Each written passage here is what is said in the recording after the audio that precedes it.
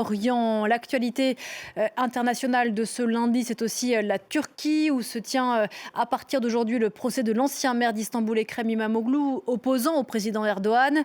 Arrêté il y a un an dans des circonstances rocambolesques, on s'en souvient, il est jugé dans une vaste affaire de corruption qui est instrumentalisée selon ses partisans par le pouvoir. Écoutez la correspondance depuis Istanbul de Jenna Lebras. Le maire déchu d'Istanbul affronte à partir d'aujourd'hui ce que la presse pro-gouvernementale turque se plaît à décrire comme l'affaire de corruption du siècle. Beaucoup de choses en fait lui sont reprochées, des charges de corruption, donc ce que les procureurs qualifient de vastes réseaux criminels, je cite, sur lequel il aurait étendu son influence comme une pieuvre, avec la complicité présumée de plus de 400 cadres et employés de la mairie qui sont jugés avec lui à partir d'aujourd'hui au tribunal de Silivri. Ekrem İmamoğlu se heurte à de nombreux autres ennuis juridiques. Au total, vous l'avez dit, il est poursuivi pour 142 chefs d'accusation dans un procès fleuve qui devrait durer plus de 4000 jours. Les infractions incluent la fraude, le blanchiment d'argent, le trucage d'appels d'offres, l'extorsion et l'escroquerie au détriment d'institutions publiques, l'espionnage, mais aussi le faux et l'usage de faux, notamment de son diplôme universitaire.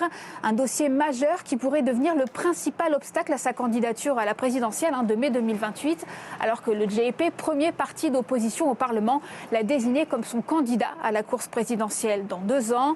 Au total, Ekrem İmamoğlu risque en cumuler 2430 années de prison. Bien évidemment, le principal intéressé nie ces accusations. 4000 jours de procédure, c'est-à-dire plus de 10 ans de procès.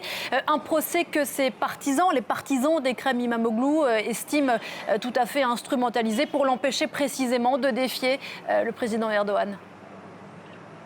Oui, depuis la prison de Silivri, où il est incarcéré depuis maintenant près d'1 an, Ekrem İmamoğlu répète qu'il n'a commis aucun crime, si ce n'est celui de n'avoir perdu aucune des élections auxquelles il s'est présenté. Son parti, le CHP, a remporté, je vous le rappelle, une victoire écrasante aux élections municipales de 2024 contre l'AKP, le parti au pouvoir de Recep Tayyip Erdogan.